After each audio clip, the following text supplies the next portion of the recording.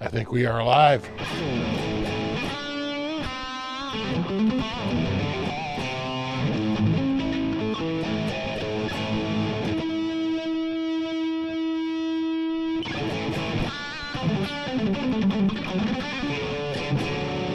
Or all Gretsch players, sir.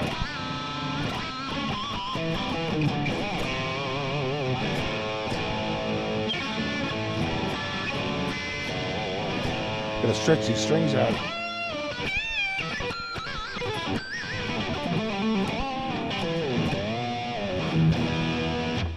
Alright, let's check the tuning on this. Hold on. Yeah. Little on the flat side.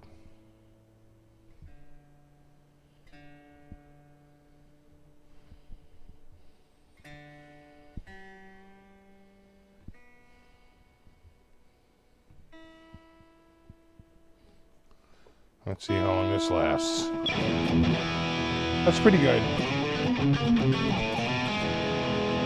Yeah.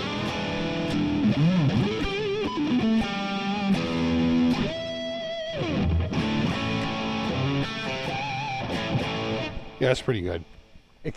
Acceptable. All right. What do we got here? Chris, music sound gear, Vince, Yeti Martin, Wendell, Bill, Retro Buffer, Jason, Papa Blue, Rocket Rob, WJ Cooper, Judge Shred, Coots, Tony, what's up, buddy? Got Bill.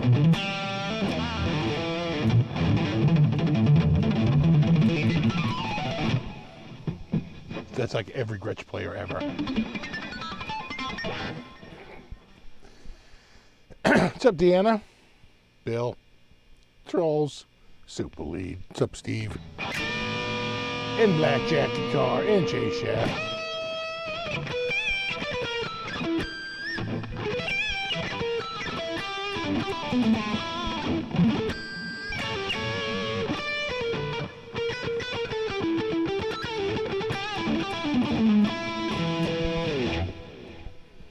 What's up, Christopher? Speaker? What's up, dude? Matt, Gary, Vimps, and Richard, and Frank. Everybody's here. It's all the gang.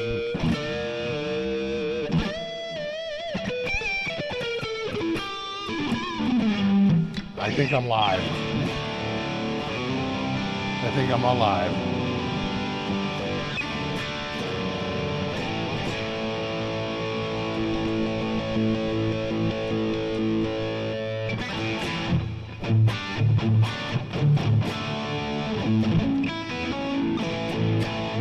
Soldier Hot Rod Deluxe, probably a good move. Get out of the antiquated tube amps, move into modern modeling. That's what all the kids are doing now.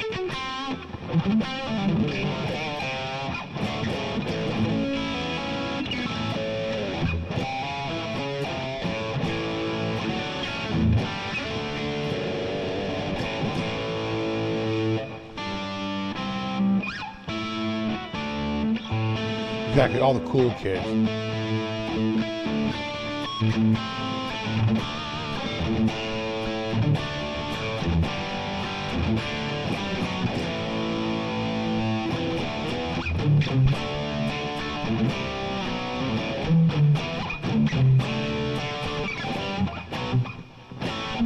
Woohoo! I do. It's just not an SG. Does it feel and play like one? Got a little bit of neck dive like one. Oh, it's got SG vibes. Just maybe not the ones you want.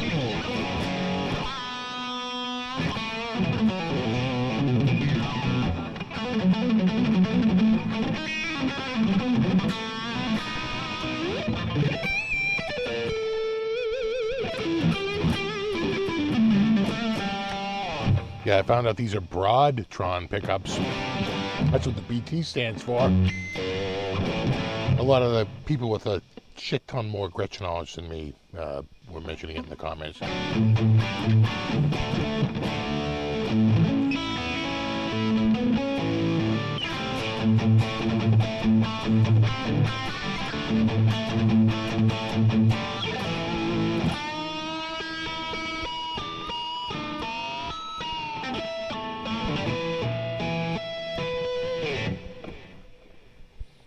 Every Gretsch player ever. I don't know much about the Headrush board MX5.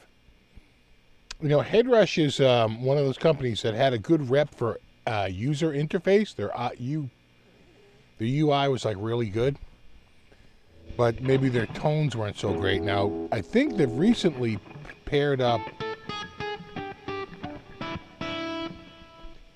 with the people that used to be PV Revolver, and I think they're tapping into that tech, so maybe they'll have a better sounding hardware.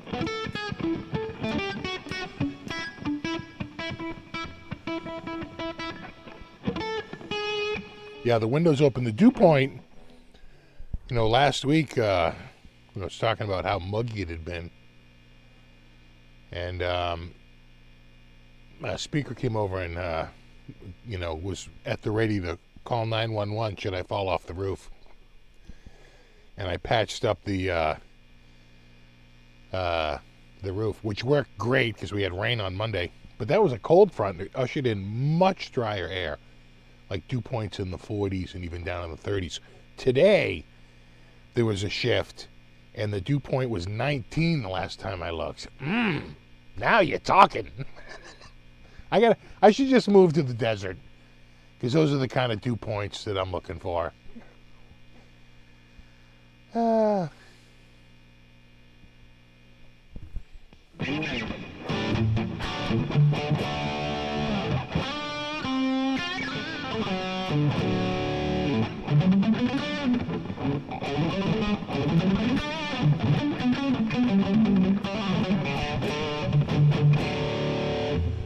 Does the guitar have a Wonder Bar? I don't think so. It's a stop tailpiece. I thought the Wonder Bar was the type of trem, right?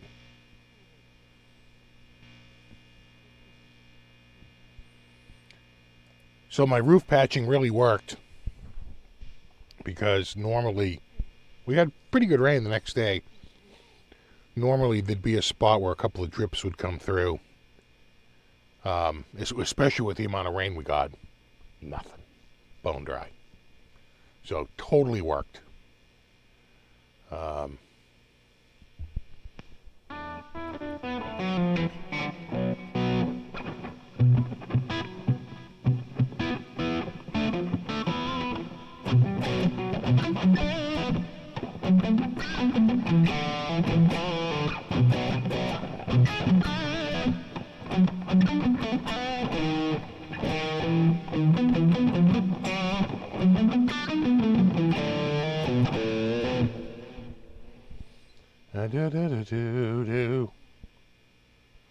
Gonna play some country rock with that guitar?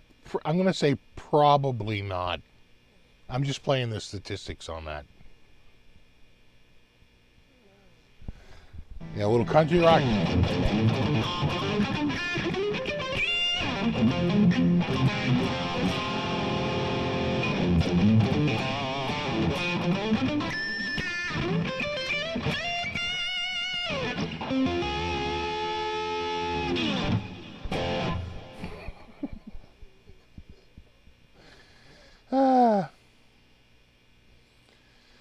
No, I'm into the axe, but you know, it's so funny. People think that when you get a guitar, you're really going to change your playing style. And that's just not true. So just pick a guitar that more fits your style. Right. It's like, I would love to get like if I ever got, you know, any hipster guitar out there, like any offset, right? I'd be doing like tapping. I'd be like, you know, the first thing you got to do with a Jaguar?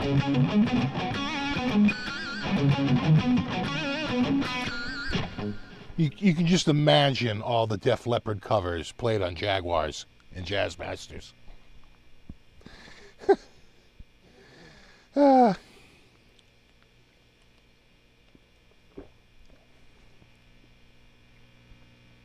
what I'm saying?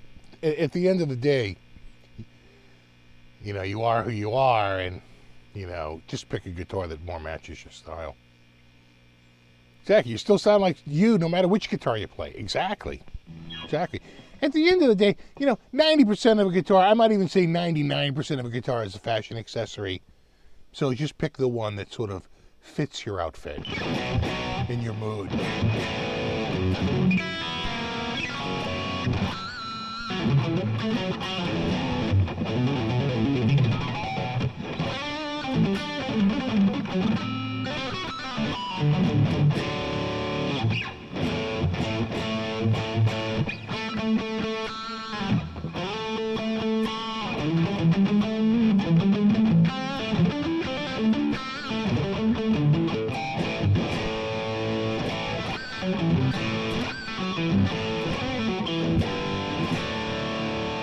I think the strings are finally breaking in. You got the same guitar, but in walnut. Nice. Zounds have the SA125S. I don't know what that is. Is that a guitar?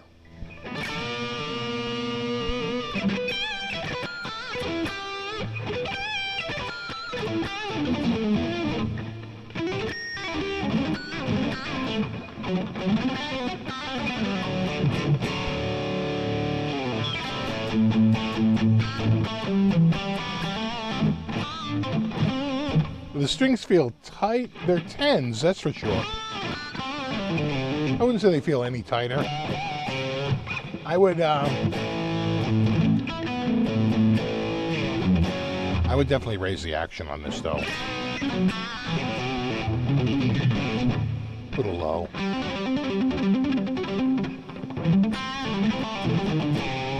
The Wolfgang's, there's another hipster guitar for you. No plans. I'm sure they have them, but I have no plans to get one. It is not in the pipeline. Definitely. We've talked about it, but they were out of stock. When they first came in, I had a run. By the time the run was done, they were no longer in stock. They might have them in stock again now. I'd have to check. What kind of pickups are in the Gretsch? They're called Broadtrons.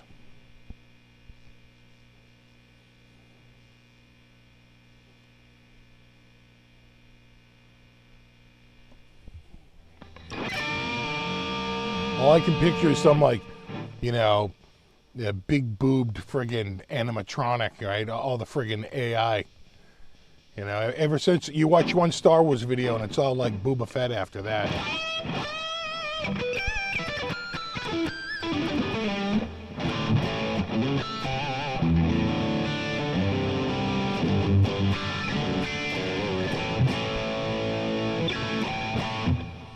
Jamie's crying? I don't know.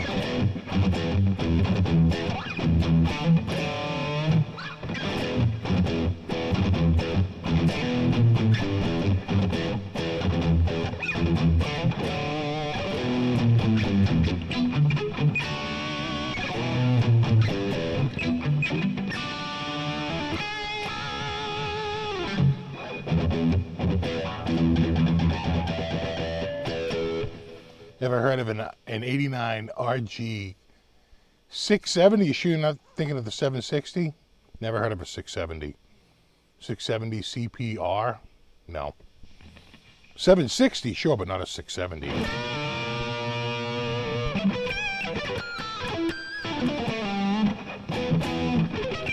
Exactly, Broadtrons. That's what we were looking at last week. I said a transient on there.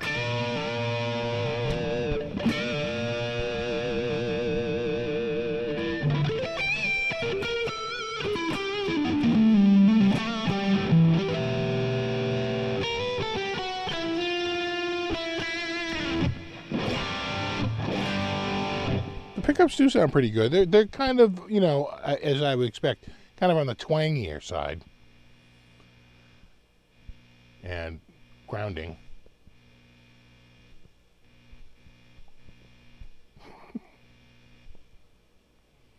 That tells me the freezer is probably on. Oh yeah, no, the cat. Well, the window's open. You're gonna see cats.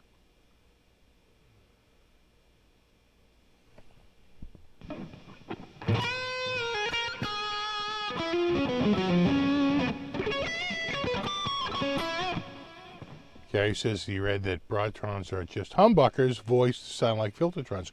Well, I haven't really... Not hearing 60 cycle hum. I'm hearing ground hum.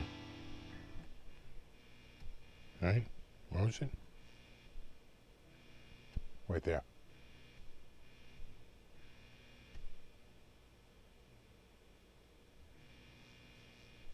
I can literally see it meter a little higher.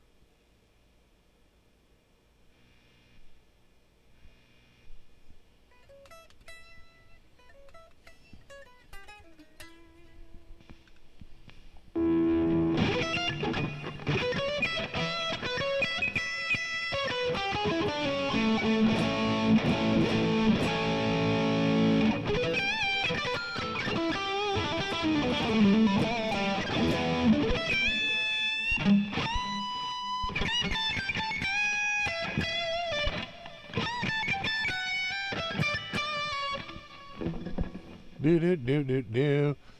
I still play my Viper Pro. I haven't played it probably in over a year. You know, I plug through the software pretty much every time.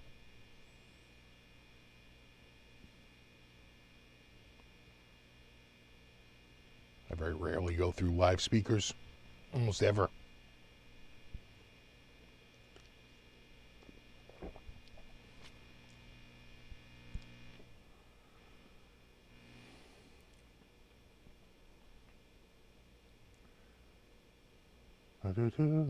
Streamliner Broadtrons are Cubesen HB sized, and Electromatic Broadtrons are filter sized.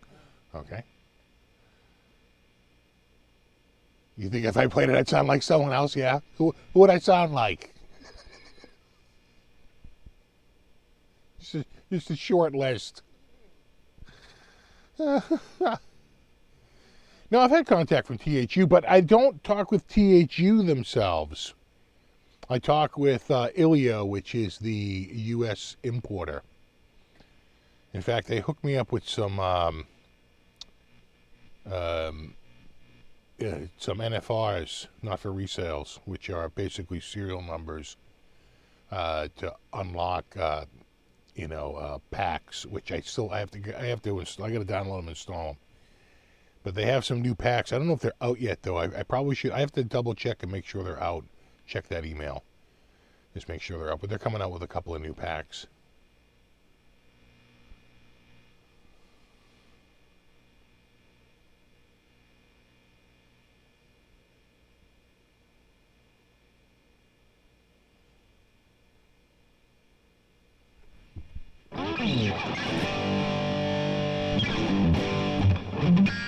Exactly. If Pixie was still alive, he'd be playing a Kramer and sounding like himself.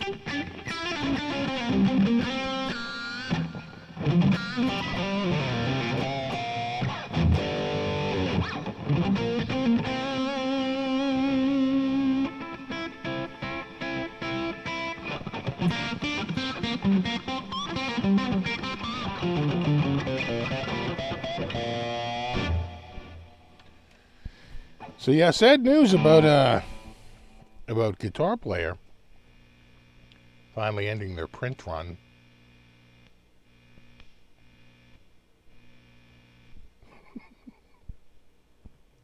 Guess you got to kind of keep your hand on there. Um,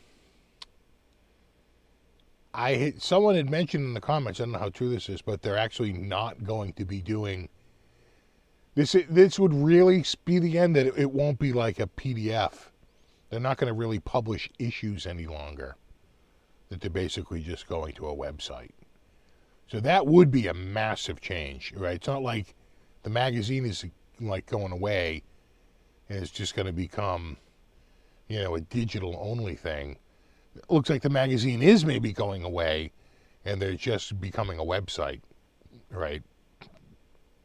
Most likely a advertising and affiliate link machine to basically generate revenue. So that would be a huge change, but you wouldn't have to sell the ads, because you could just, there's so many places you can get ads for your website. They just don't pay that much. So you got to put a shit ton of ads if you want to, you know, earn a shiny nickel at the end of the year.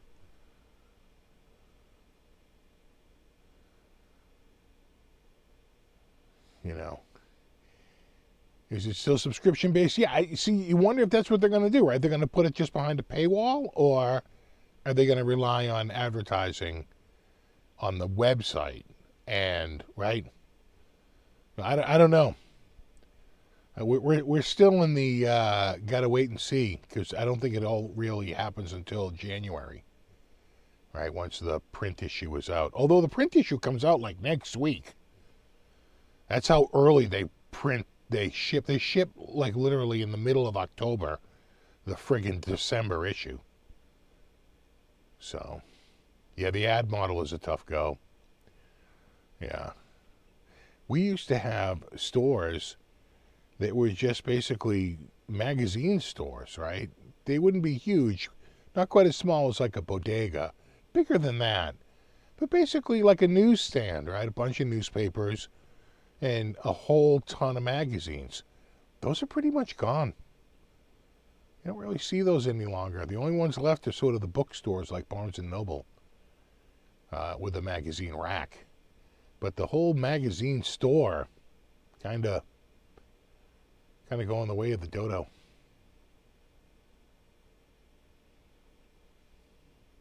You got your December issue of Guitar World on Monday. Yeah, that's about right. Like 6 weeks in advance. Very timely.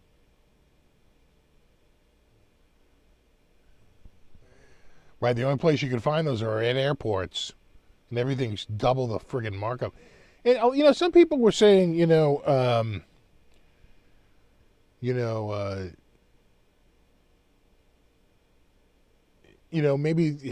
I don't know, maybe they're getting into like the advertising end of it, but that they could probably, because the delivery system is so expensive, that's what it really came down to, right? That they probably still have those relationships. They could probably still get, advertisements, but it's just not for the same money. And like I said, probably, are you going to put that content behind a paywall? Then advertisers really don't want it. They're like, are you going to advertise or what? But if you were paying, how much is it a month? What is an annual? Is an annual about $24, about $2 a mag? What are they doing on an annual? I think they were doing the annuals.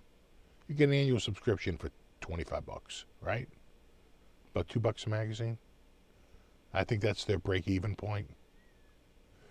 When print mags go online, they suck. Yeah, you might be right on that. Yeah. Some people will say, what about Premier Guitar? Is Premier an American company? For some reason, I thought they were European, like Total Guitar. And those magazines, are like double their, cover price because they're imported. They're like wrapped in a special import plastic wrap and stamped with a, $14 sticker on the front. You're like, for a magazine? They're like, well, it's like $7, but, import. It's marked up.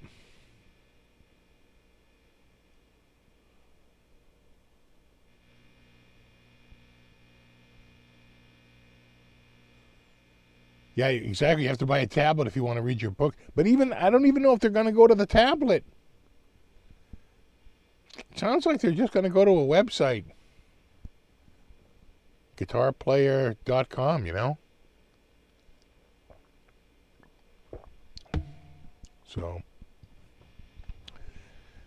So Guitar Player magazine, it's surprised that they lasted this long because, quite frankly,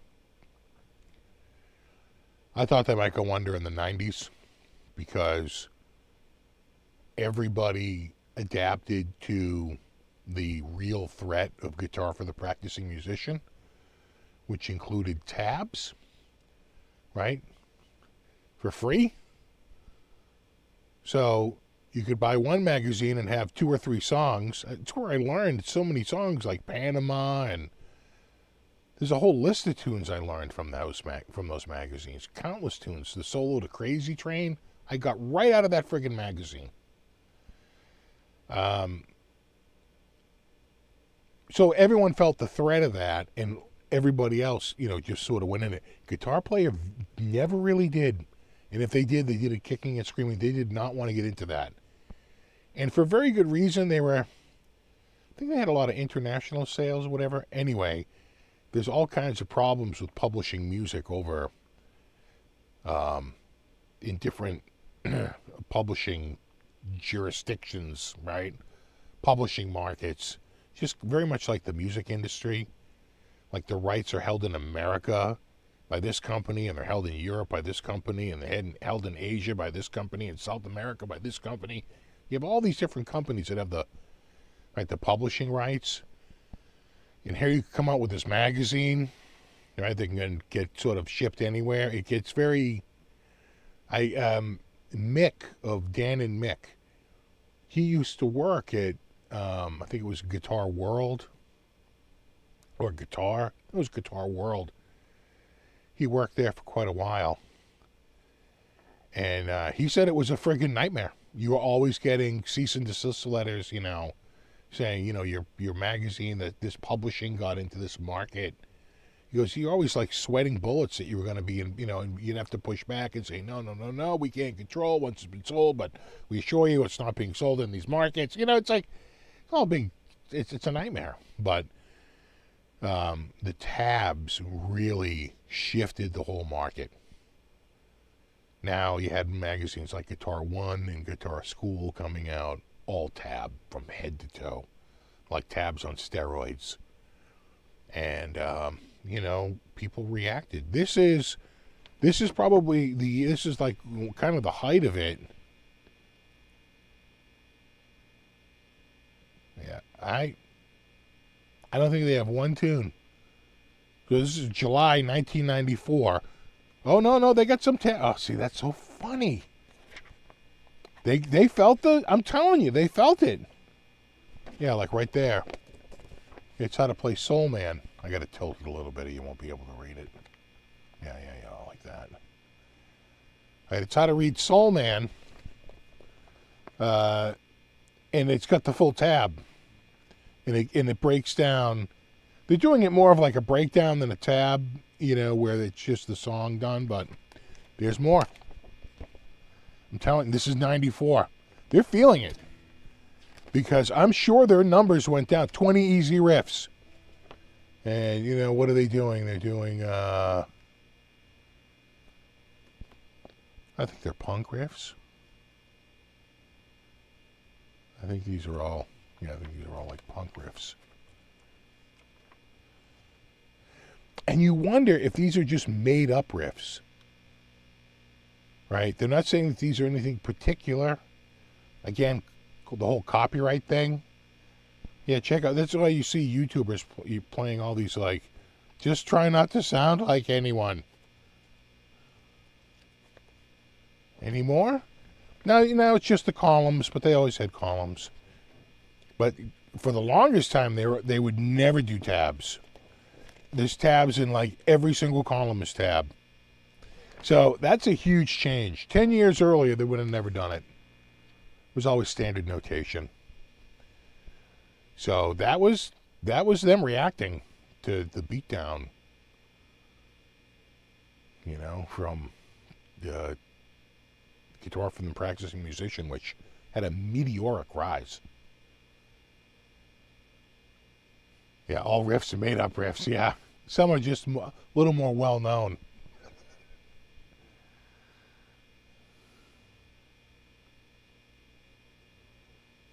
Exactly, all the riffs have already been played.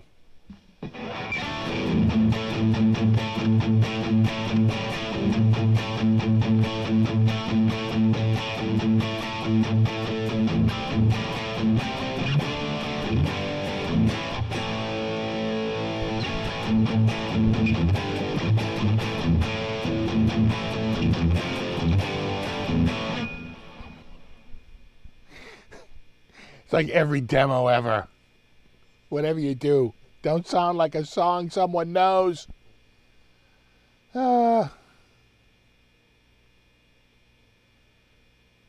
Exactly. If Guitar Player Mag was still alive, they would be using real riffs.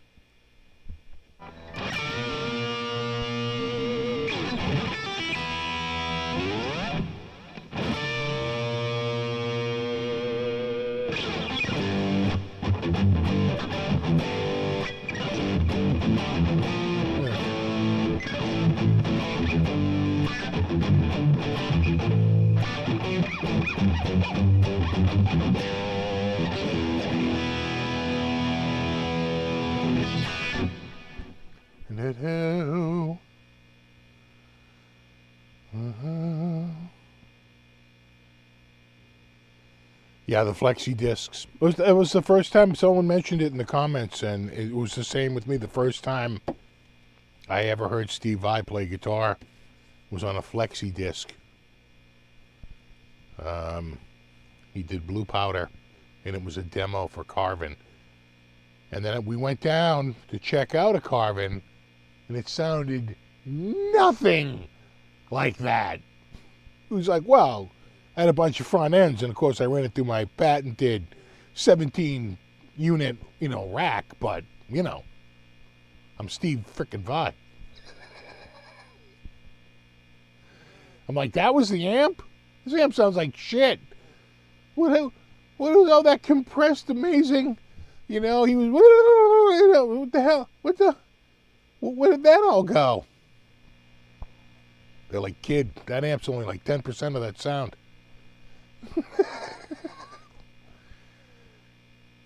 90% of it is in front of it and after it. I was like, damn. Yeah, and then we cycled all through, big stereo thing, busted out. I'm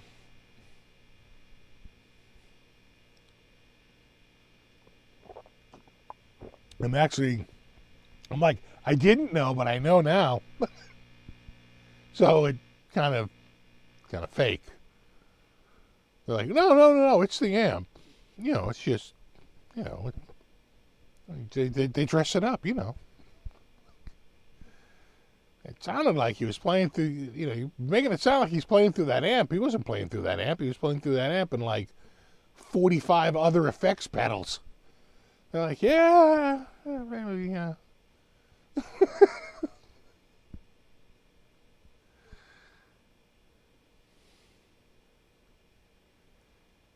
I don't know if he still uses any Carvin gear. Because Carvin kind of went under, right? The two brothers couldn't get along. They broke into two different companies. One did the amps and the PA, and the other did the guitars. And, right, the two sons, it was Carlson and Kevin. And he named the company Carvin, which was a mashup of the two different names.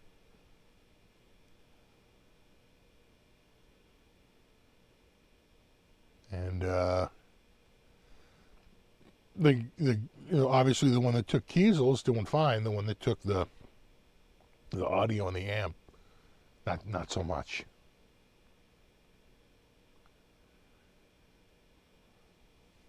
They tried to do a reboot like 5 years ago with some new, I want to say, pedals. right? Carbon pedals, but not really. I don't think they really went anywhere. Do I still have a turntable? I don't.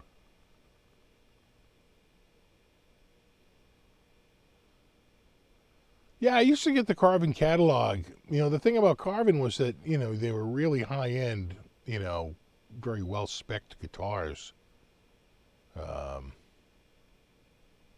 I thought they looked gorgeous in the catalog.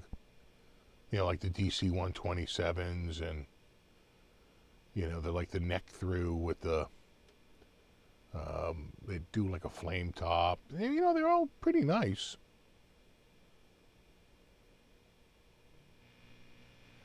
I think the PA part shut down. I think the PA part's dead, as is the amp part. The amps, the PAs went under. Again, that was all one group, and they tried to make a comeback using effects, right? Or they were doing that. I think the last thing they did with those little lunchbox heads, right? They doing those little lunchbox heads for a little bit. But that was the last thing I remember. I can't even remember the name of those lunchbox heads, but they were like they were something something. Yeah. Remember that? It was like an amp. It had like knobs. Ring a bell?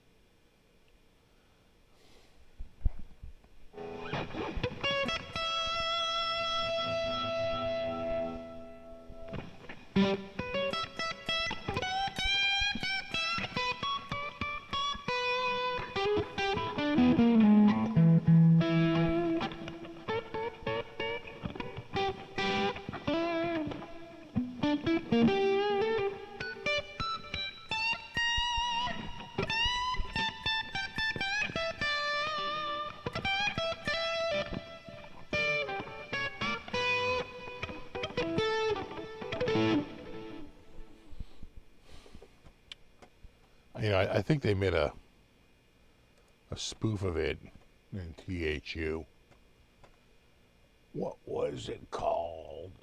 It'll give me a somewhat similar name. Let me look really quickly here. Not Sold, that's Soldano. Not Bogey, that's Bogner. Not Brit, it's Marshall. Carved. It's not Carvin, it's Carved. But I thought they had... Oh, I might be thinking of a different... rig.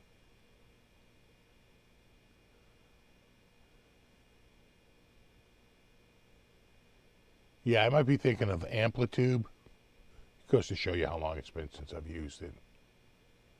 I don't think they have it here. No. No, I see a lot of amps, but I'm not seeing one like that. Nope, nope, nope. Heavy, high watt, DV Mark. Those are nice, actually. The Burn Sphere.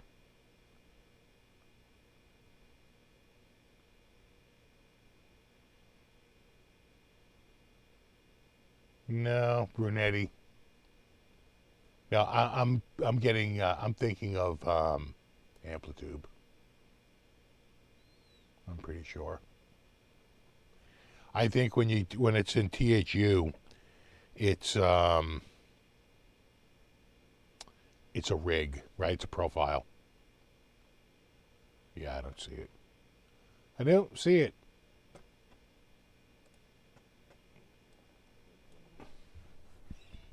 Yeah, V3. That was it. That's what it's based on. I think the V3 was their last, like, big successful amp, no?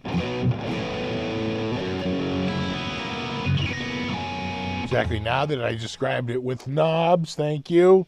It had nice knobs. just like Boba Fett.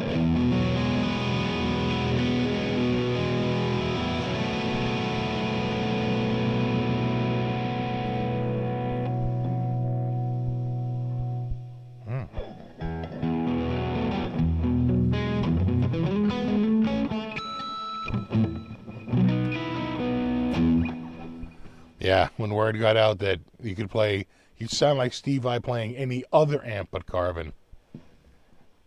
No, we went down and checked it out, and we were like, huh, he was playing through this amp?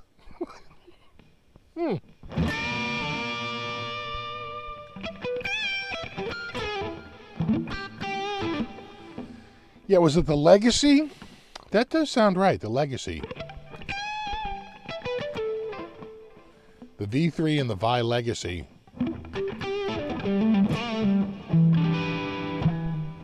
Right, had the pyramid eye on it and all that shit. That does sound right, yeah. Yeah, I think Vi went to Synergy, right? Isn't that where he went? I think that is where he went. What amp is he playing? He's playing the Carvin. The Synergy Carvin.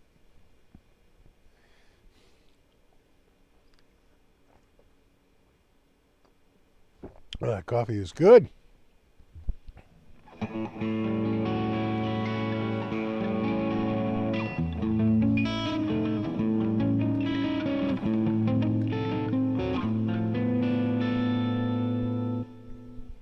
Yeah, that place in Rockland was crazy town. And what I remember about it was the guy who ran the Carvin store, he basically had like a little, he didn't have a real store. He had like a little room at the end of this rehearsal space that he would sell, strings out of, because he was the only game in town when you broke a string and you needed strings. He was right there you could pay it. I doubt he was probably double what you would pay at a regular music store. And the one thing I remember about that dude, a bit of a hippie, without a doubt. And he had a button, ask me about Herbalife. And I just remember thinking to myself, oh, you doing the Herbalife thing too, dude? Well, you got, your kid's dipping, he's wetting his beak and everything. I don't even think he was really supposed to even have that as a store. Right? But in his defense, it's smart to put a little accessory store in there if you can get away with it. But he would buy those Carvin amps and then just put it on the floor for $200 more than retail, or $300 more than retail.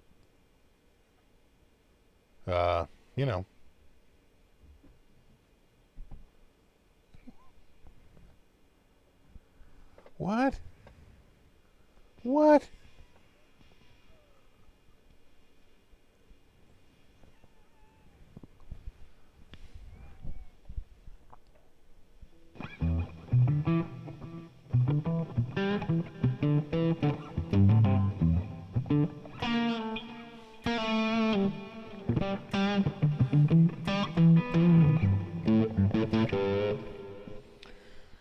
Yeah, like the store at the rear of the East Dedham Plaza.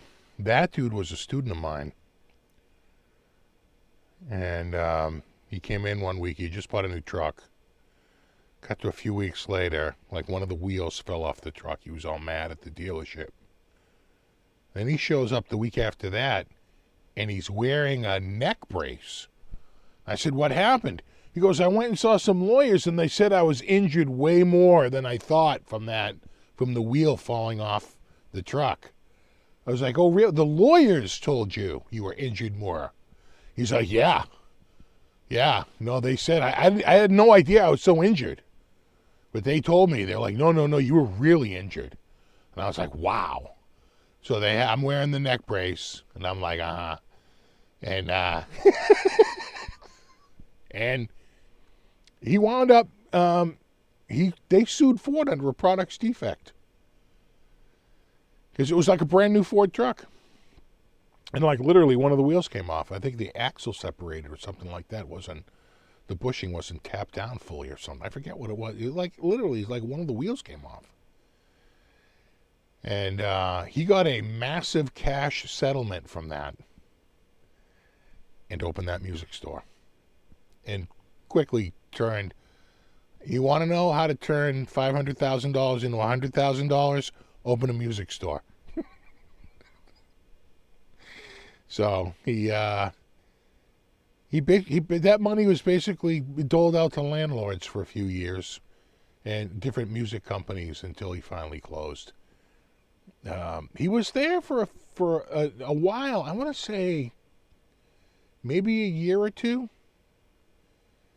And then he eventually opened up in downtown Norwood, which has a lot more foot traffic than behind the plaza in friggin' East Dedham, which is like just way, way less foot traffic. So he was there for a few years, and but eventually it just went under. He never really had a plan for pulling the money and the necessary to keep it going. And eventually, the money he kind of won by lottery, pretty much, his lottery winnings ran out. And that was the end of that.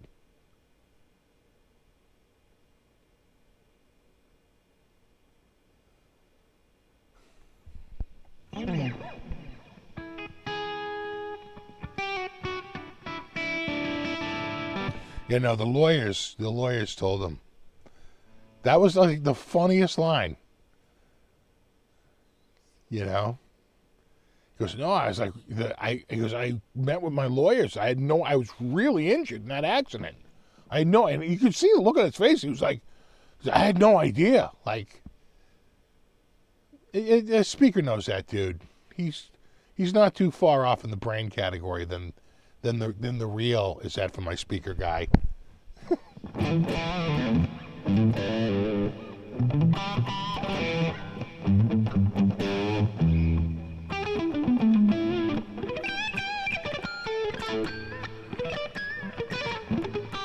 Like it really felt like he genuinely thought that.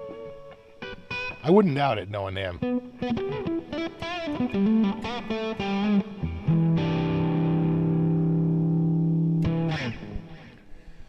But of course, he had trouble getting lines because back then, everything was by territory, and there was already, Norfolk County music in Dedham and Norwood. So, like, he picked two towns where they literally already had music stores, and it's hard to get lines because they're like, well, no, we already have somebody in that area. You gotta be out somewhere where there isn't anybody, and it's hard to do. So, the one line he got, though, I remember he had Jackson. He got Jackson guitars right around the time they went to Hondo, basically, right? I think IMC was selling them.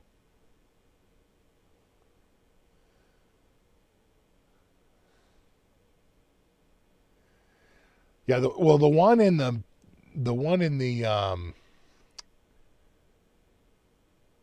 the music rehearsal space, that dude was just basically, renting a room like everyone else and selling strings out of it to he saw it as his like ticket to something. The other dude who got the money out of Ford, he sunk some money into that. That wasn't cheap. Of course, he started out with much lower rent in that smaller place in East Dedham, but I'm sure that rent in downtown Norwood wasn't cheap. And he was there for at least 2 years. That's at least a couple of grand a month, a few grand a month, minimum, even back then.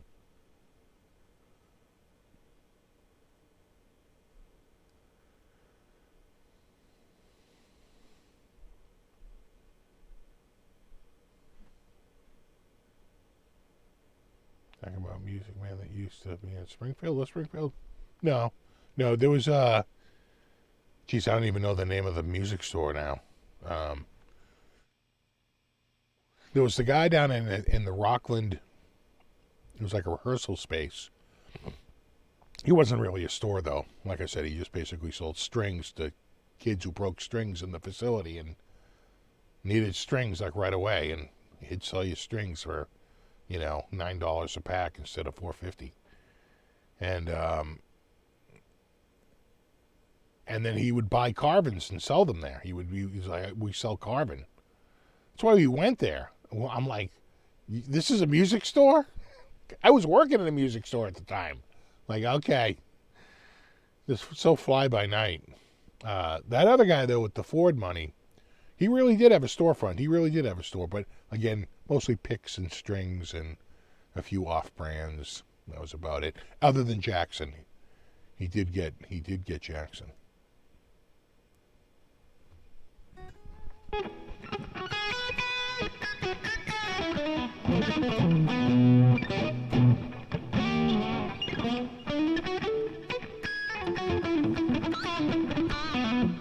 So we got some music news this week.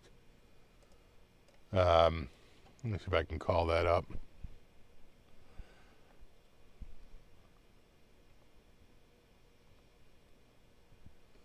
Yeah, the new Tag 3.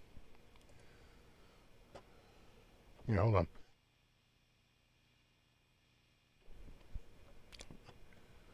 By Yamaha. Yeah.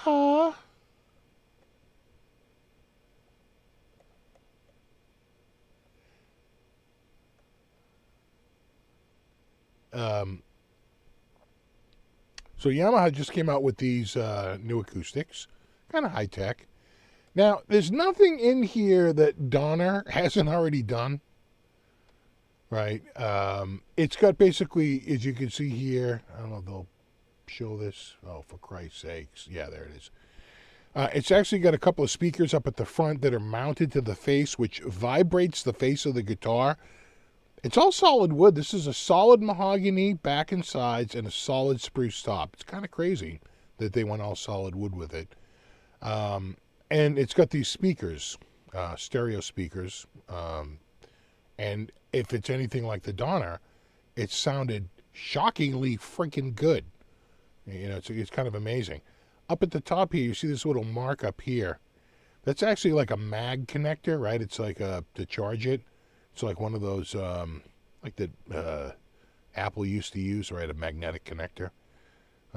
They're pretty cool. And then here's all your controls over on this side. But what makes it interesting is this little spot right here on the face. That's a little capacitance spot. And they mark it right there. I don't want to download the image. I just want to look at it. Well, maybe I should. Here we go. There we go. So, right, there's your connect at the top. There's your controls on the left. It's got like, just like that Donner did, it's got like reverb and delay and chorus. And it actually sounds stereo. It's pretty cool, But I think their sort of value proposition is this little dot right here, which is capacitance sort of trigger button, and you use it for the looper. So you can start the strum and then tap that little spot and it will set the loop. That's actually really freaking smart. I was like, that's pretty good. That's pretty good. And then once you're done on the side, when you have more time and you're not doing your loops, you can say, okay, this is all I want to do, and I don't want to continue looping. So you set it up, you play your little thing, and then you tap this to set your loops through, and then you're done, and then you can just continue on and play over it. It actually sounds surprisingly good. A couple of demos I heard were pretty good. The downside, not a cheap guitar. Now, like a Donner doesn't have the capacitance button, and I'm sure the Donner isn't all solid wood, so I'm positive it isn't. But the Donner was like, I think $189. This is $16.99. And a lot more expensive. And I'm sure it's nice. It's all solid woods, and it's got the, the looper and all this stuff. But the only one I'm familiar with is the Donner, and the Donner just takes batteries. I don't think you charge it. It doesn't have a built-in lithium ion, but I could be wrong. I have to check. Maybe you do charge it with a USB connector. I'm not sure. I'd have to double check it. That Donner one actually sounded pretty damn good, and like I said, it was maybe $279, but I want to say it was more like $179. They're pretty cheap. So if you need an acoustic that has its own built-in speaker, but if you've heard them, they're pretty good. If it's the Trans Acoustic Guitar number 3, I didn't know they made a Tag 1 and a Tag 2, but clearly they did.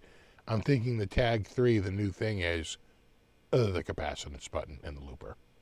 I've never seen that before, and I think that's actually pretty cool, pretty clever.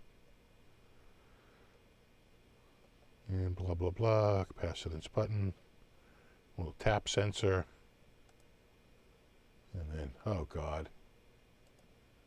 There you go. Little tap tuner, there's your loop thing, Bluetooth, and as I understand it, it's not just a Bluetooth, I think, player. I think you can, Bluetooth where you can use your phone to control it. I believe the Bluetooth can actually receive an audio stereo signal. So you can Bluetooth music into your guitar, and the guitar will play it through those speakers that are built in, and you can play along with it. So, not a bad solution if you're out in the middle of nowhere and you feel like playing along with something. It's pretty clever.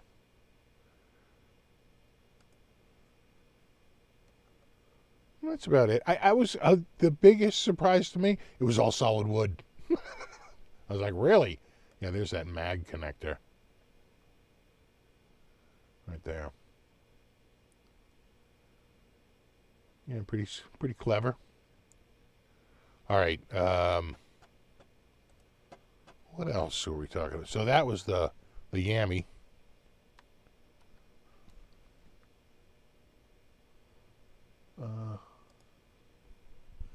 Yeah. This is the new Clean pedal by Chase Bliss. Kind of an odd pedal if you've seen any of the demos. It's a clean pedal, but it's hardly a clean pedal. It's got all kinds of like EQ, harmonics, and dynamics it can do. It can do these weird sort of phasing and moving. It's an interesting pedal. You want to see how crazy it is. I don't know if they'll have a picture right here. No, maybe not. Yeah, there you go. Look at this thing. Those are the dip switches. Yeah, it can do a lot. Look at those things. Right? How to set up all these different things through the use of dip switches. So clearly it's got quite a bit going on under the hood there. Essentially it's a clean boost, but like I said, it does so much more, like side chaining, and I think it's got compressors, but the compressor can actually be moved around. It's a wacky compressor. It's also $400 fucking dollars. Jesus, I didn't know about that. Yeah, that's gonna be a no from me, dog. $400. Jesus.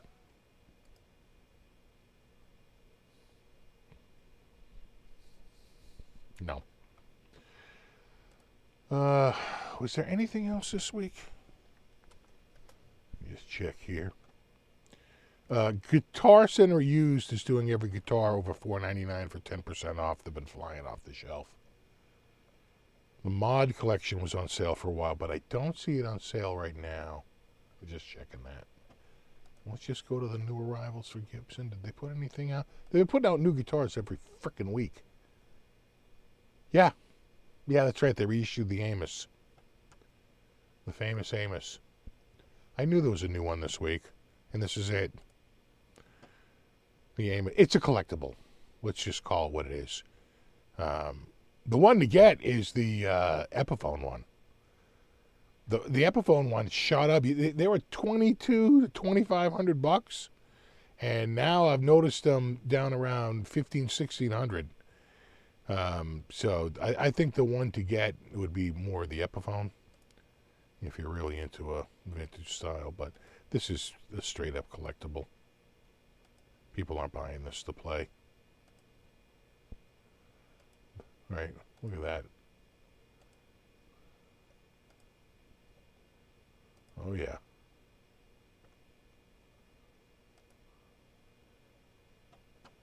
Chock full of all your, oh sure, meticulously beaten, poked and prodded.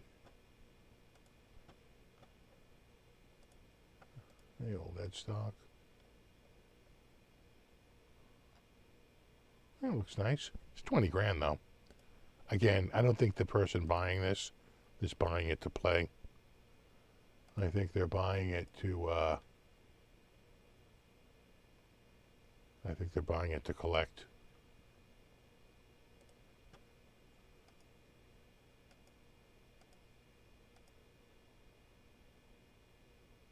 Joey Jojo. Shabadoo Jr.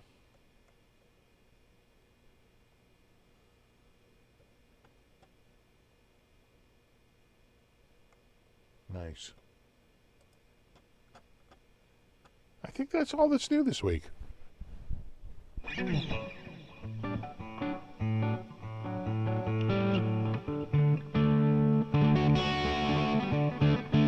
Ever play a Wild Audio? I've given it some serious thought.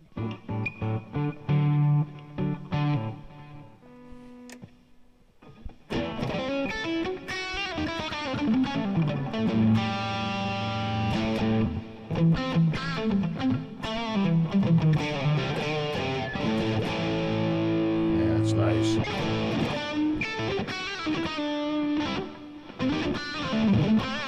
What was that Wild Audio we had here? The Blood Eagle? I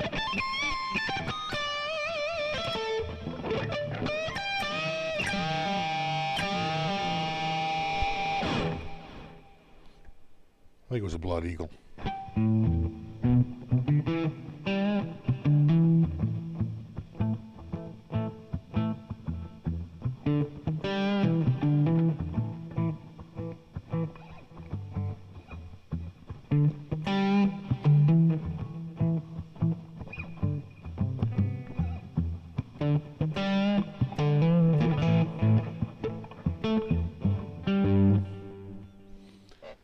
I'm guessing Gibson has done a run of Lonnie Mac V's with the Bigsby. I gotta think so. That does sound right, like they've already done a Lonnie Mac. I gotta think so.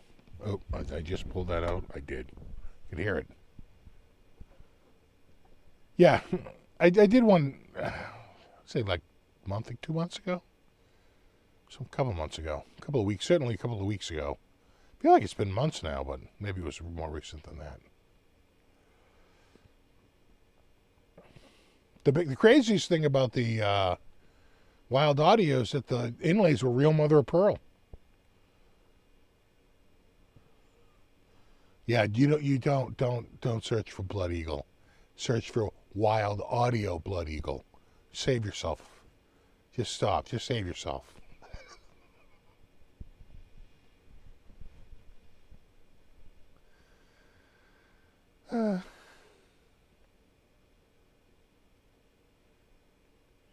Do-do-do. Do-do-do.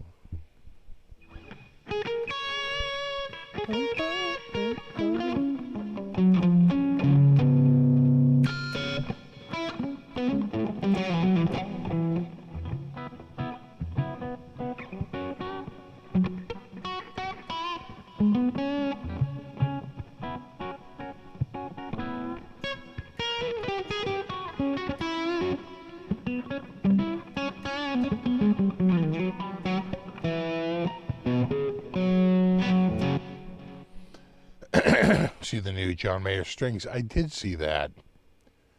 So it's like a custom set, right? His custom set of strings.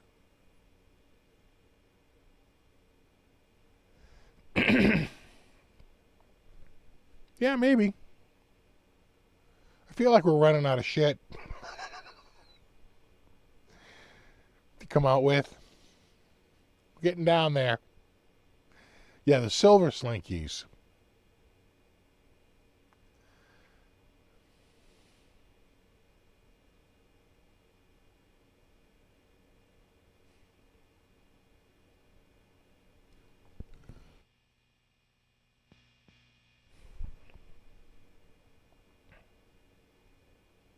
The Blood Eagle was a big guitar.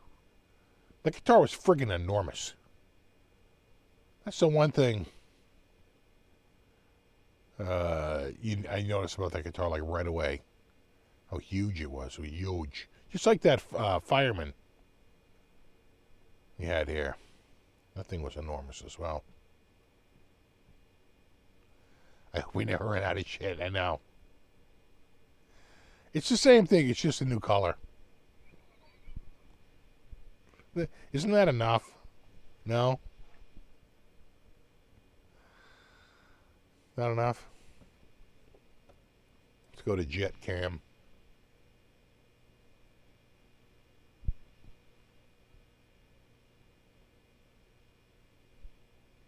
It's a gorgeous guitar. It's so heavy, though.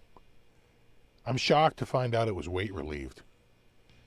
Because it is, tis got some weight, tis.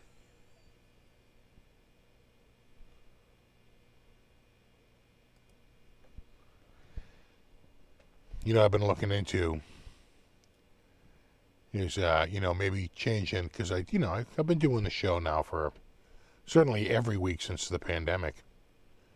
And before that, pretty regularly, at least once or twice a month. And, I've been on the same cams now for a good 5 years.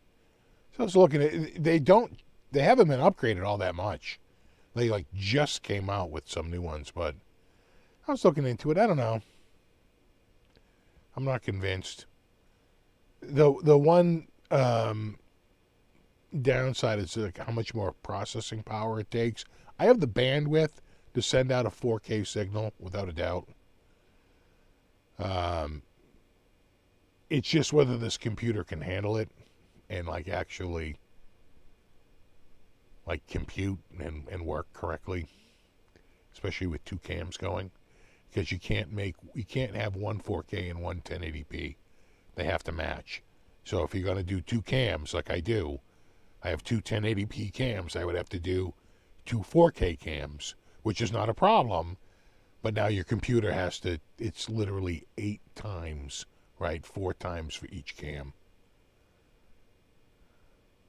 8 times the processing. That's a lot. Well, we'll see.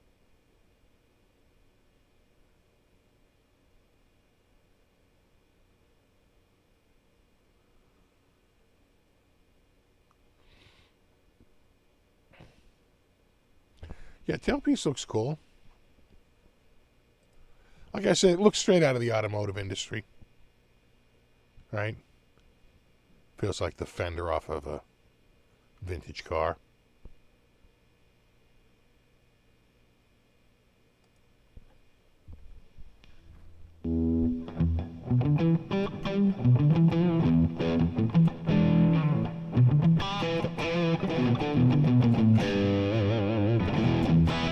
I know, if it ain't broke, don't fix it. I know. It feels like, right, because this 1080p, I think it's been working pretty good. It's been pretty consistent. So I know what you're saying. It's like, why?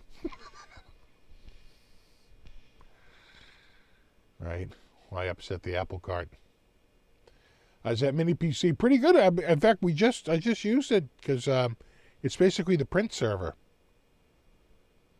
It's funny because I have this old, I guess it's about 10 years old now, maybe 12 years old.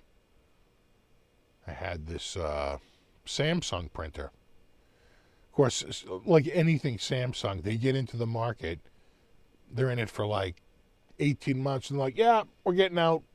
And they sold everything that Hewlett-Packard. So for shits and giggles, I said, let me just see if there's anything on here for this printer. I haven't checked it in probably 10 years. And sure enough, there had been a few firmware updates, and there was a new firmware update. I downloaded, I run the firmware update on the printer, and it really did fix a lot of stuff. It used to have trouble coming out of sleep. Right? It would go into its sleep-saving mode, and then when you went to run a print job, it would say the printer was offline. You'd go and wake up the printer, and all of a sudden it would get the print job and it would run. So clearly it did have a problem. So it was just nice that Hewlett-Packard actually wrote a frickin' firmware update for it. It was pretty recent. I think it was from 2023. I couldn't believe it. And I downloaded a new driver. It's been running great. So, yeah, no, the computer stuff's been going pretty good. That mini PC, you forget about it because it's just tucked out of the way. And all it is really doing is acting as a print server.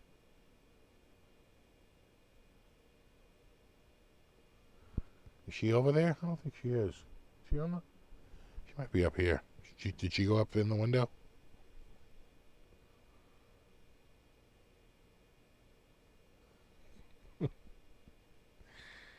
I'm always in sleep mode.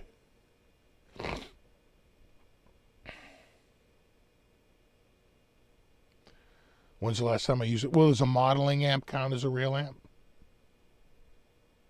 What's that? We have to define what real is first.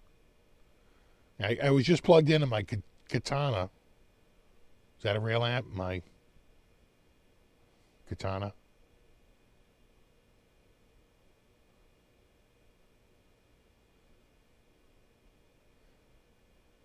How about the PV?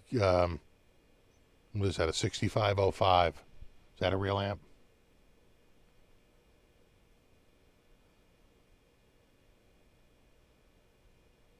The Katana is a real amp. We gotta define things. It's a Katana combo, and it's the mini Katana. No, not a real amp. It was. It did amplify the sound. It was louder than just the guitar by itself.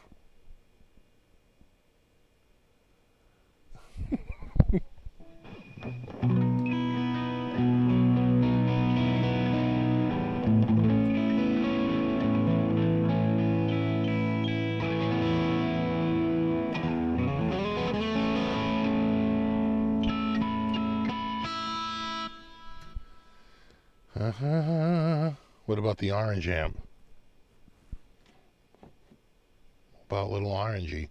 Is that not a real amp? If I hit it, does it not bruise my finger?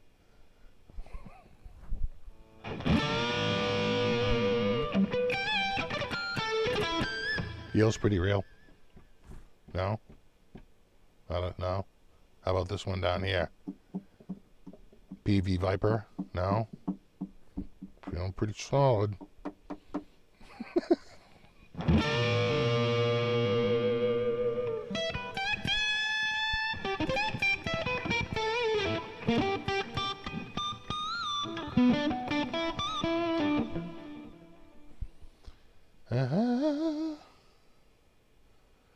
Exactly.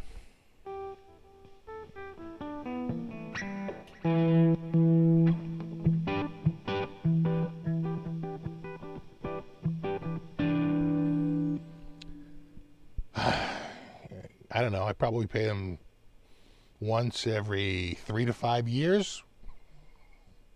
What's the point? They're more for show. You know?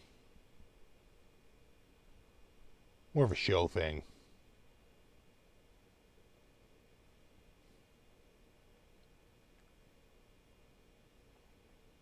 Quite frankly, they're taking up a lot of space. If it wasn't to put on a backdrop to look like some sort of studio, I'd probably dump them. But, you know, gotta look apart.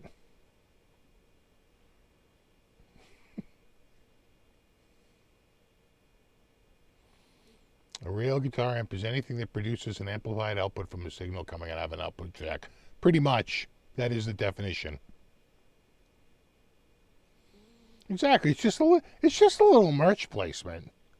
Just a little product placement. Just like this wonderful Scarlett Solo. You know, the Scarlett Solo has helped thousands of guitar players achieve their dream of being able to connect their guitar to their computer and play through the very software I'm playing through right now. So could you with the Scarlett Solo.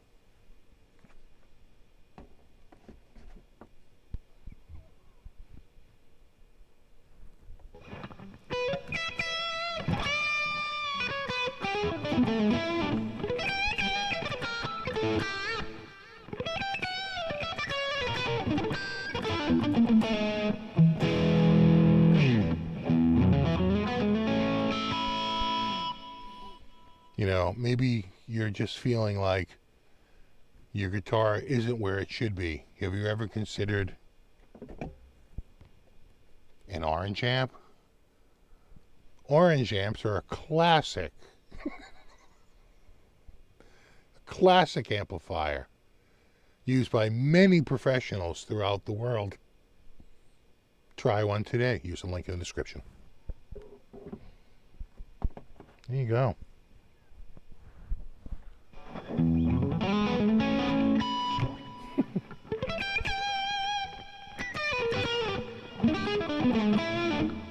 I'll write it myself and we'll do it live. Exactly. Thank you. Somebody gets it.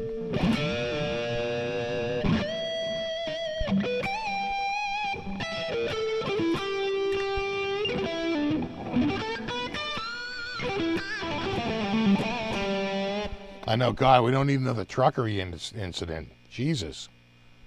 Here I am goofing on some country music. Turns out it was legit. Seriously, I went and saw the video for that woman. I was like, oh my God, this is like a real, no, this is like legit. This chick has like friggin' like real like label backing. I was like, oh shit. That was just, what?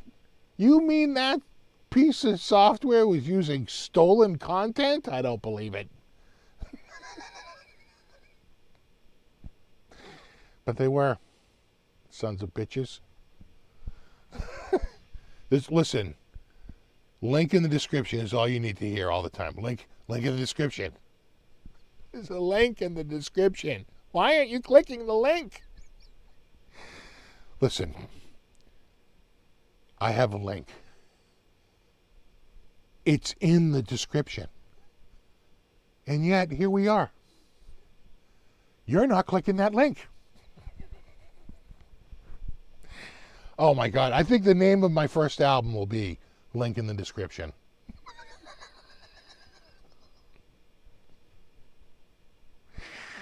Oh, that probably is the phrase of 2024.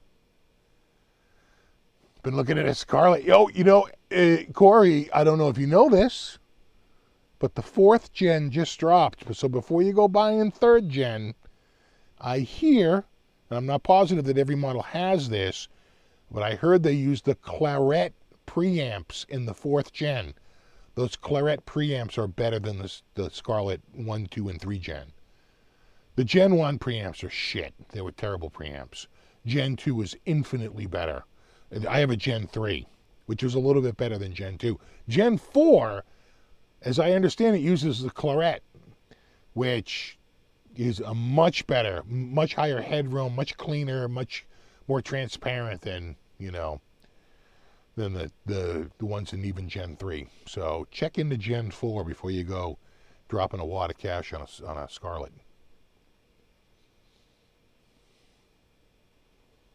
It's missing the link in the description. I just need you to click every link.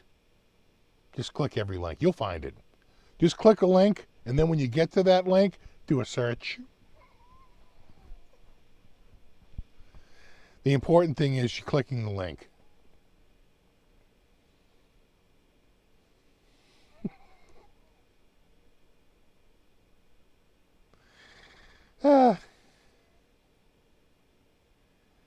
Ron Popeil. God, that dude.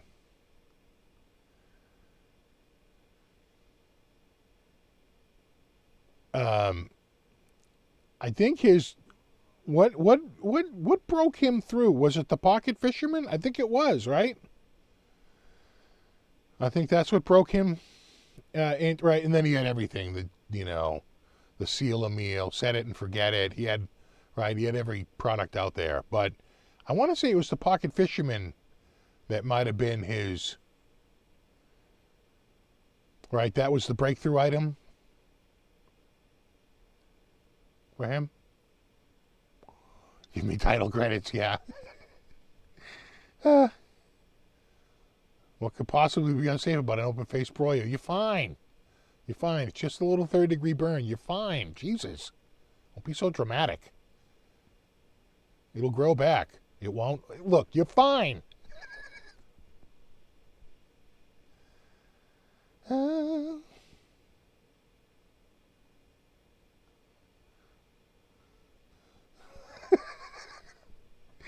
All right, Ken. Did you just have AI write you that joke? Lincoln is coming out with a new model called of the Continental. It's called the Description. It's Lincoln the Description. Oh, he's a man after my own heart.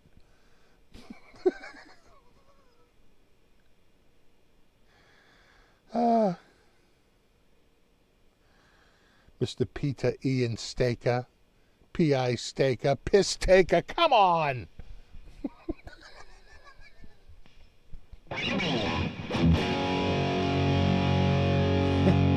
Huge Jessel. Yeah, I think he passed away not too long ago. 5 years ago? Less? 3? Oh, July 2021. Overall thoughts on the Gretsch? I like the Gretsch. The neck isn't as chunky as I thought it would be. You know? I feel like, our dew point went from like 60 to like literally like below 20. I mean, you want to talk about the air drying out. I could almost feel like maybe we could be getting to a little bit of fret sprout. Not even fret sprout, but just like, not like the tangs are coming out on the bottom, but the edge is just overlapping ever so slightly. But that all happened, it wasn't like that a couple of days ago. This all just happened like in the last like couple of days. Our air has been drying out like massively. It's actually not a wide neck. That's like I think it's probably just an optical illusion. It really isn't. No. Not like a PRS is wide though. Nothing like that.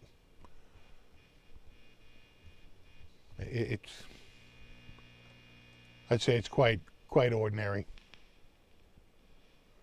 It's a Laurel fretboard. I just feel like if they could have gone with ebony, God, it would have just tied the whole guitar together, with the black. I feel like the brown's a little bit out of place. Although it does go with the gold. That's what's saving it. It does match with the gold quite well.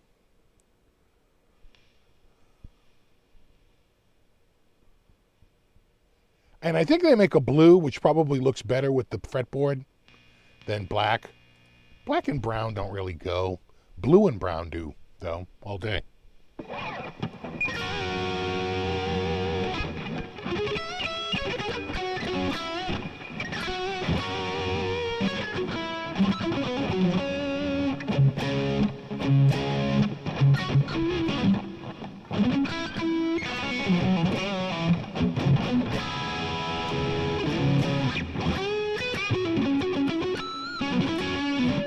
I don't think they call this slim taper. Slim taper is a Gibson terminology. I don't know if they name their necks. This is the Jet, right? Nope, hold on. Jet, Jet. Who thought there'd be so many things named Jet? Where are you?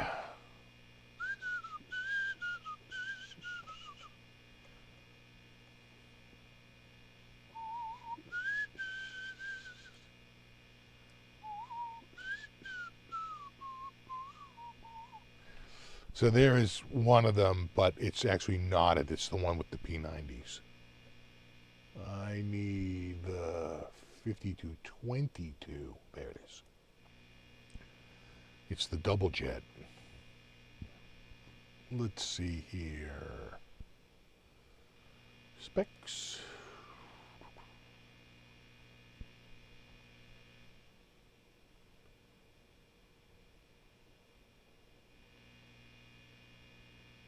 Medium jumbo. Mahogany. It's a gloss. They call it thin U. Thin U. U-shaped neck? I mean, I guess.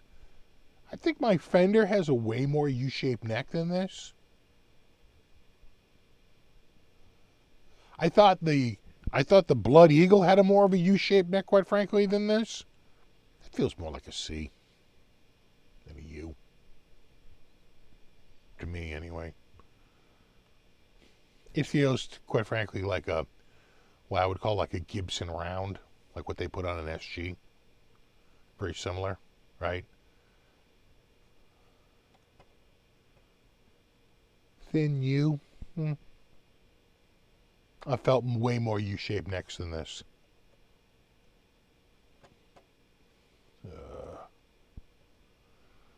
Yeah, there's all the specs. Thin U.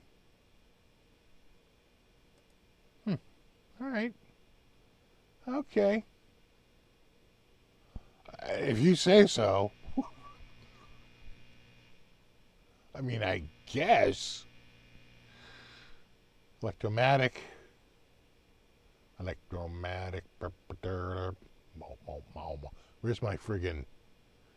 Where's my robo voice? Yeah, right. The Mr. Microphone. Be back to pick you up later. Hey, good looking.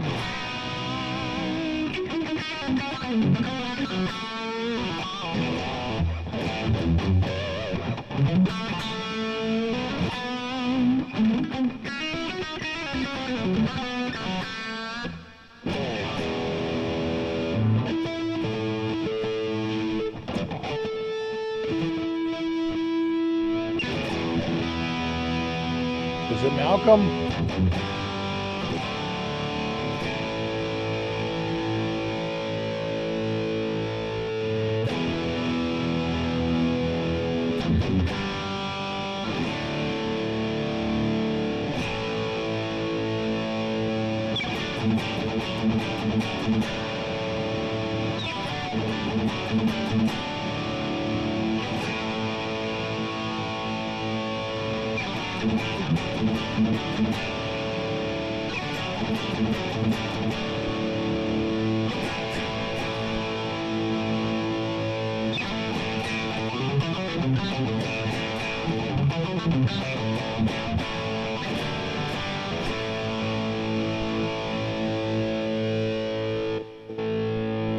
Where is it?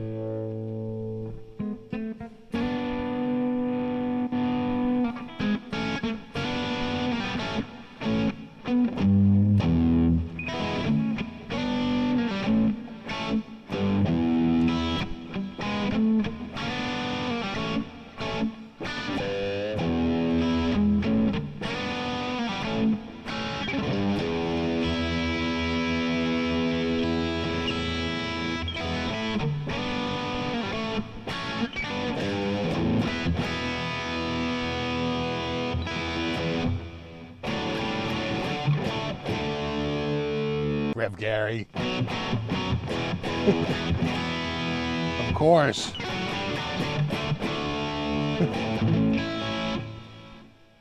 What else?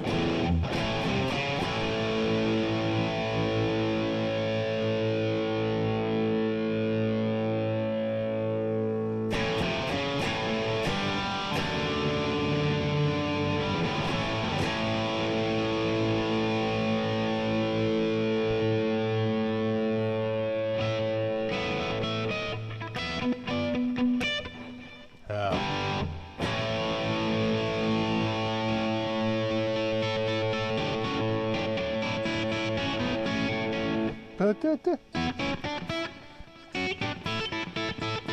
forget it now.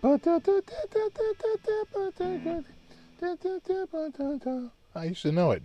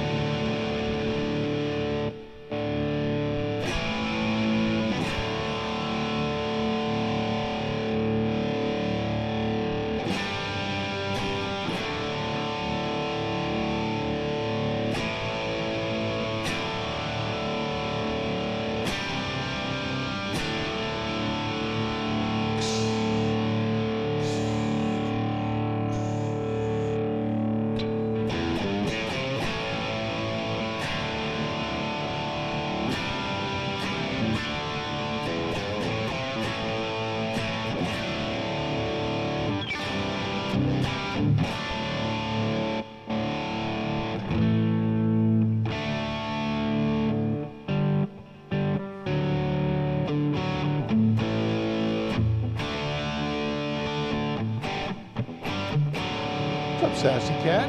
Good to see you.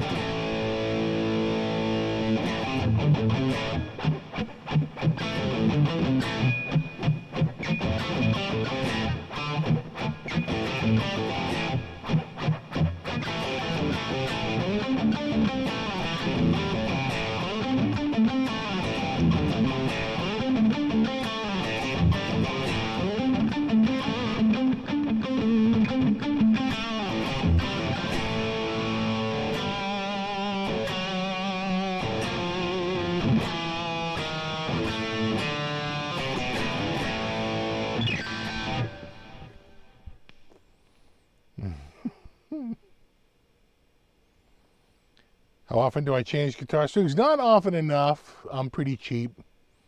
I wait until one string breaks, and then that's the sign.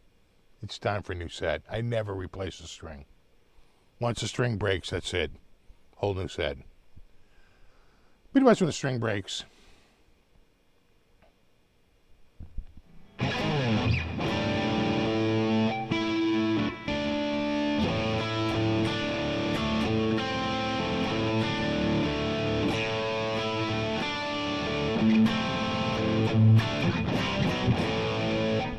That song really reminds me of this weather right now and October. The album came out, I want to say, over the summer. Certainly the single was out. You Shook Me All Night Long. I forget if it came out in July or August, but the new AC/DC Back in Black came out the summer of 1980. And I remember it was October.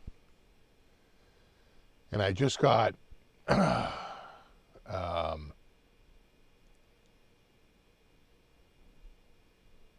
could have been... might have been October of 81, actually. And the new record was For Those About to Rock. And there was a dude who was like the nephew of this guy down the street from me. He was like living out in the friggin' pool cabana. And I remember it was like a cool, dry October, crispy fall day. And I knew the kid across the street, and they were like related somehow, like cousins or whatever. And he's like, oh, he's in town. He plays guitar.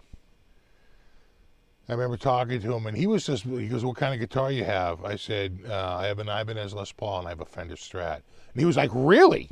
He goes, "I'd love to see that Strat." And I was like, "Sure." And I brought it down, and he went.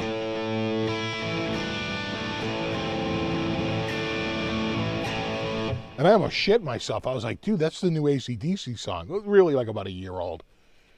But, you know, I couldn't believe that he could play it. Of course, he really plays it in here. But it was close enough. It's the same notes. So I was like, damn. So when I think about that tune, I very much think about bringing my Strat over to the pool house at this dude's house on the street from me. Dude was like living in the cabana. Yeah, it probably was 81.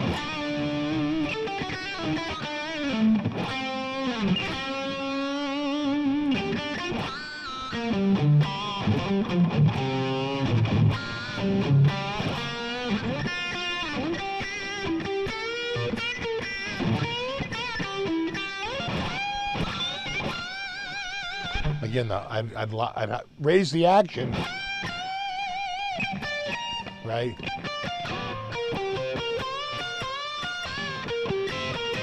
It's easier to push the strings out of the way. Hear that other one? Getting a little caught under it.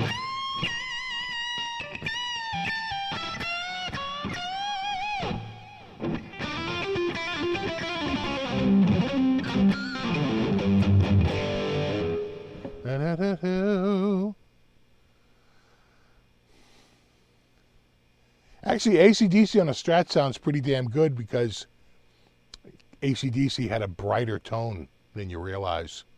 Actually pretty bright. And so when you're playing through probably an MXR Distortion Plus into a Fender Twin,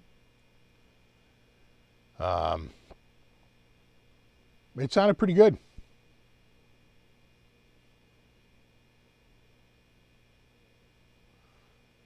Thank you, James. Thank you very much. Yeah, 1981, man.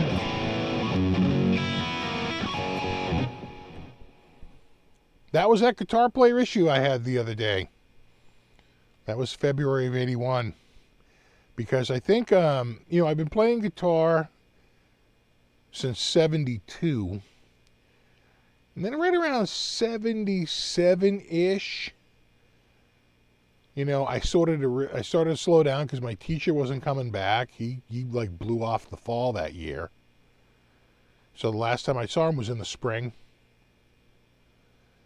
And yeah, 76 to 77 was the last winter he had come to the house. And he didn't come back in the fall.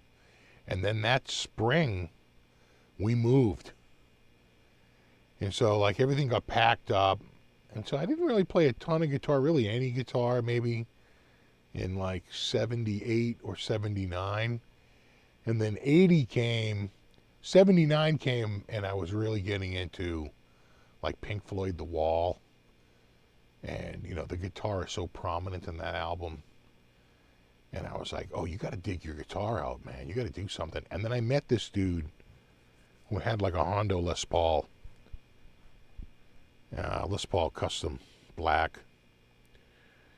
And he really pushed me because I was like, oh, you should just get your guitar back going again. But when I tried to get it going again, it was a little screwed up. One of the pickups had sort of lost one of their screws, and I didn't have it. So I was on the hunt. I wound up talking my dad into buying me that Ibanez with the DiMarzio Super Distortions in it. And so that really revived, right? That was September of 1980. That really revived my, you know, my interest in guitar. That was full bore at that point. And then by the spring, I got the Strat.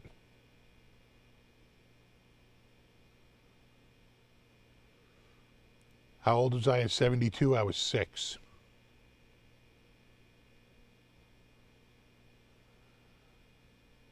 Yeah, the Les Paul was a bolt-on. They made one, maybe 2 models in the lineup that were a set neck, but everything else was a bolt-on.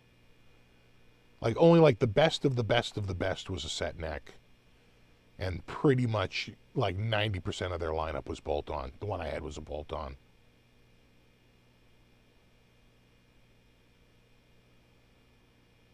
You know. They were playing, you were doing 1980s with action figures.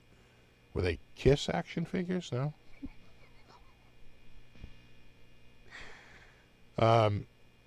When did the Kiss dolls come out? 78? 77? 78. Some kids at my school had them, I remember. They had the...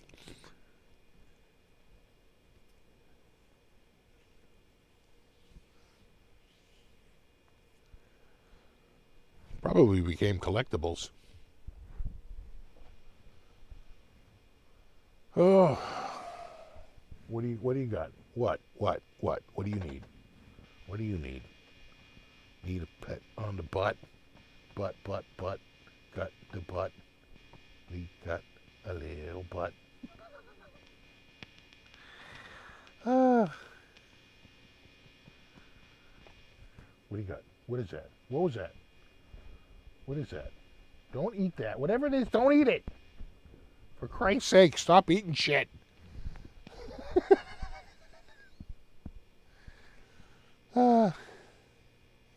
72, you were 9.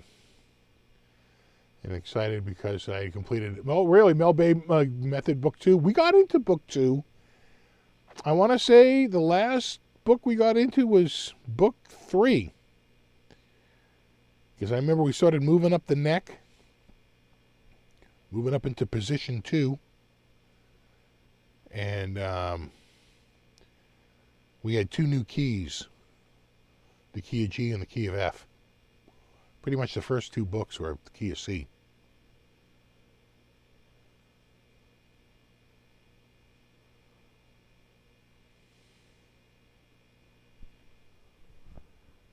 What are you doing? You are all wound up, you little poop cat.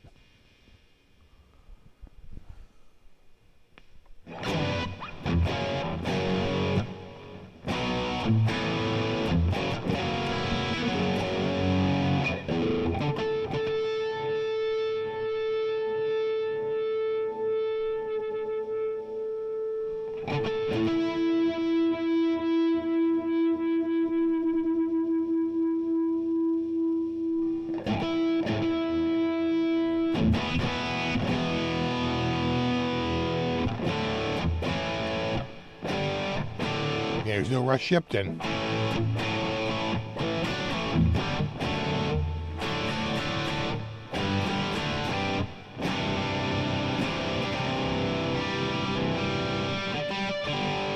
Feels a little loud.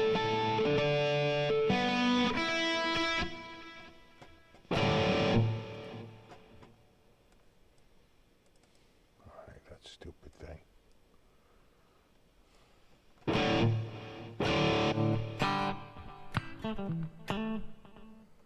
Oh, that's not it.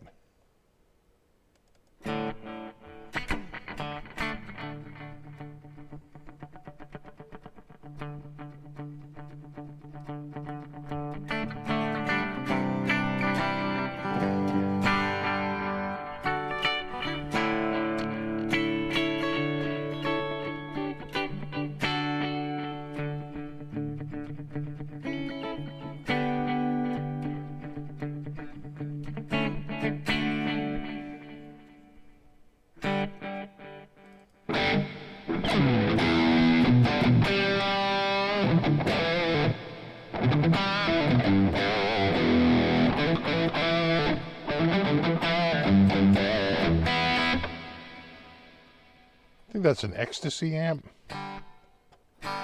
That's low, huh? I forget. There's a reason I use this amp.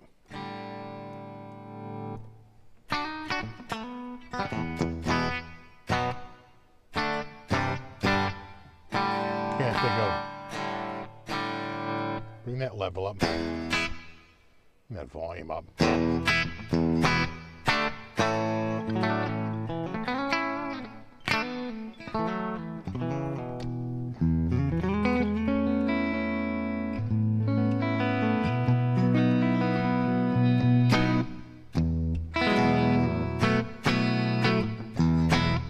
Not bad. Is this distorted though? No? No. Interesting.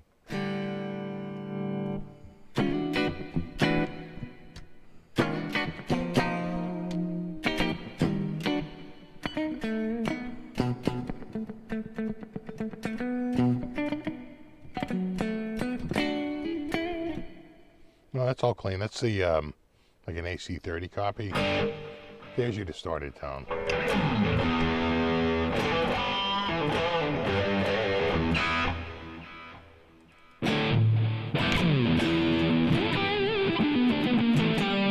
Like a fuzz.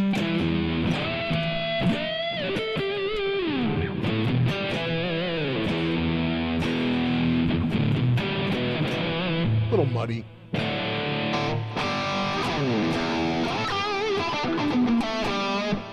Got a compressor in that line somewhere, huh? Listen to that. Way compressed.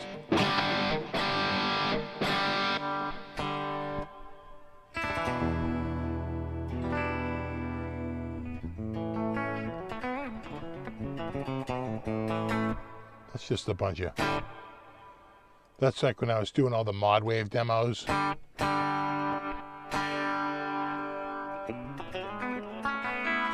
Right.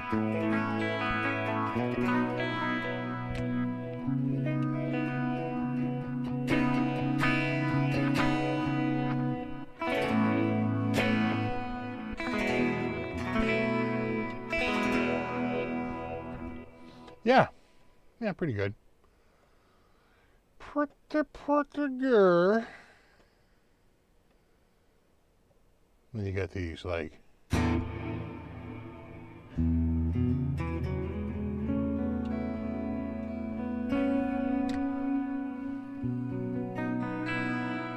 These stupid atmosphere ones, these are all the rage.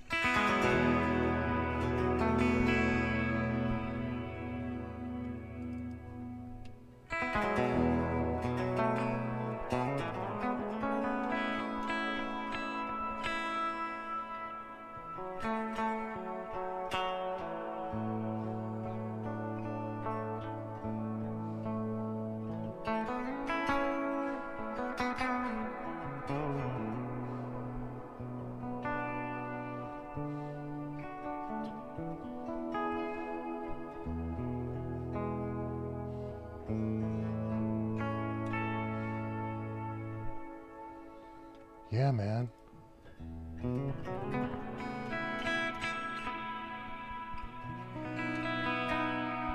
Oh, yeah.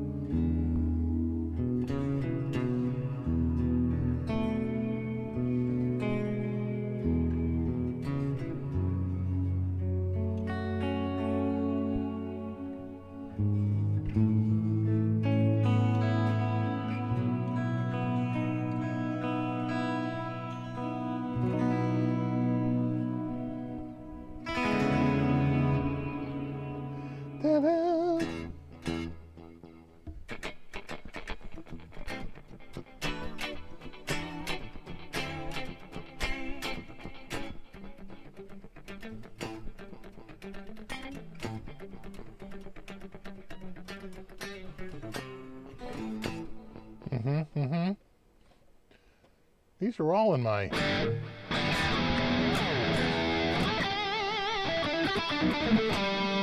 kind of 80s,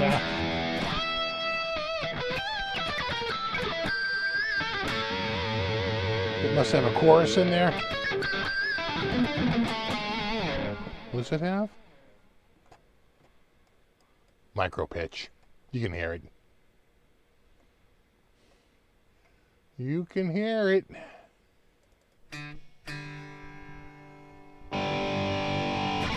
That's my normal one.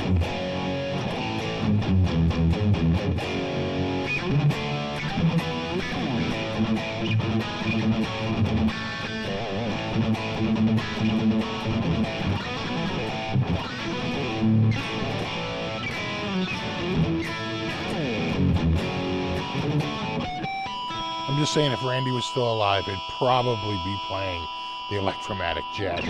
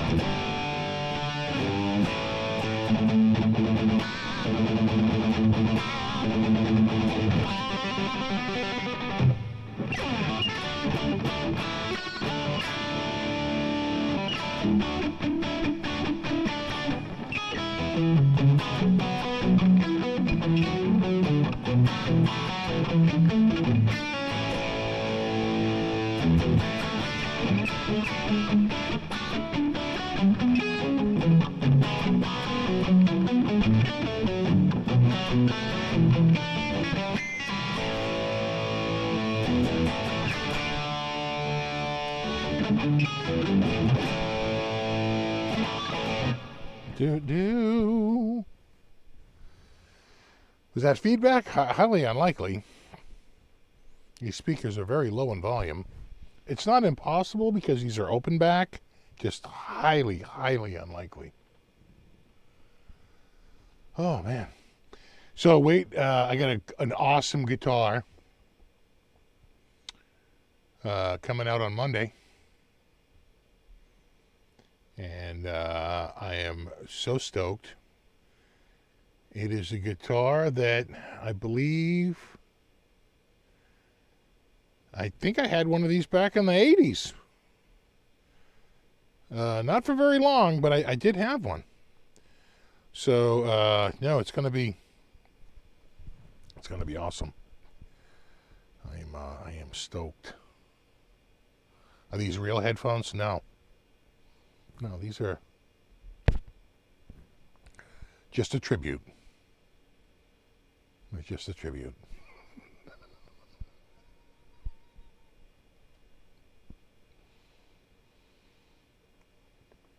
Yeah. No, it's something to look forward to on a Monday. You know? I am stoked. In fact, I know I haven't shot the video yet. But tomorrow I think is going to be a little bit more cloudy, a little bit more overcast, and maybe even a little rainy. And the whole family is heading out to do this big thing for a few hours. And they're like, we're going to be gone, so shoot your videos. I'm like, oh, I will. So I'll shoot it tomorrow, come out on Monday. I'm looking forward to it. I haven't even unboxed it yet. I'm psyched to take a look at it. It's going to be good. Ibanez Les Paul? Ooh, come on, don't give away my secrets. But no. I think we're confident it's not that. But no, it's good. It is good, and I am pretty happy about it. And you know what? When I look back, I said, I should have kept mine. Should have just held on to it. I sold it to a friend. I'm still in touch with him. I sold it to him in like 1988 or 89. And so it was the later 80s. Could have been 87, but I don't think so. It was later. And he still has it. And I said, we got to get that over here. He's like, well, the color is faded. I said, yeah, I would imagine. Yeah, the color's definitely faded over the years. So they're candy headphones. I'm gonna have them after dinner, as soon as we're finished up.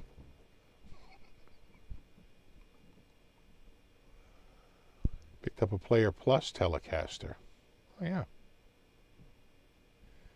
I was looking at it. They had one of the Player Plus Stratocasters.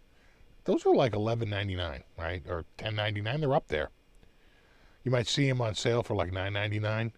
They had a used one for $4.99, which is that's a pretty good price, Plus 10% off, it would have been $4.49. So I hemmed and hawed, and I went back, and it was gone. Other people saw what I saw. You know what? For Player Plus Stratocaster with locking tuners and noiseless pickups and all the accoutrements of the Plus series, a gorgeous metallic paint job. But that's how it goes. You snooze, you lose. And I can honestly say, the last friggin' thing I need is another guitar. Even if it's a good deal, I'm much better off to spend that money on, something for the house. Can't really blow money on guitars right now.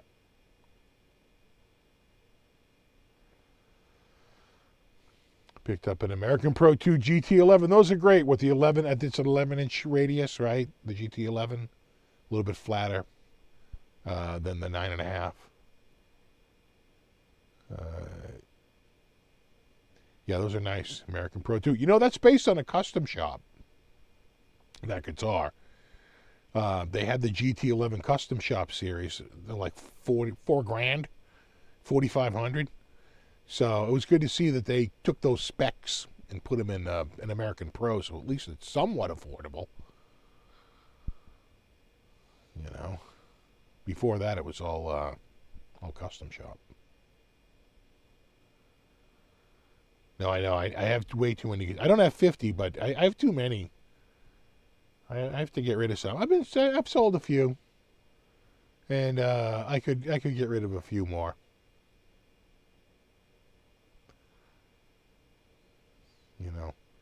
It's funny because I think what's his name is around the same. RJ Ronquillo, and he said, I want to get down to about 15 or 20 guitars. I feel like I should be able to lock everything I need in, right? One of everything, and you're good to go. A Strat, a Tele, a Les Paul, right? A Novo, whatever, right? He's got a bunch of different models. He's like, I how can I not find what I need with that many? Why do I need so many guitars? He goes, I got to dump a bunch. And I'm with him on that. I'm like, yeah, kind of. Yeah, pretty much. It gets to be a little bit of repetition. So, there you go. Have a good one, Speaker. We'll talk soon. Definitely. And there you have it. All right, dudes. No, you rock. What a week. What an amazing week. And even more stuff this week. Check out Guitar of the Week on Monday. I'm really excited about this one. Can't wait to check it out. Have a wonderful show. Have a wonderful week. Have a wonderful life. I will be back to do it all again next week. So thanks for everyone for hanging out. Super extra special thanks to anyone who contributed. That's always appreciated. And of course, Brofist to my mod squad. Hashtag Brofist, hashtag mod squad. Hashtag where is Ben Coombs? I'm telling you, I think it's going to be a Christmas miracle. That's what I'm going. It's going to be a Christmas miracle. So we'll see. And and there you have it. All right, dudes. No, you rock. Have a great week. We'll do it all again next week. And check out the show on Monday, Guitar of the Week. I think you'll like it. And there you have it. Oh, one other news. I think a guitar I had ordered literally in May might finally be coming in stock. So hopefully by the end of this month, I am hearing rumors that they're finally getting stock. So maybe by the end of this month, we'll have another guitar. Look at that. It's almost like a guitar every week. All right, no, you rock. Have a great week. I'll see you next week. Take care. Be careful. And I'll see you next week. All right. Later.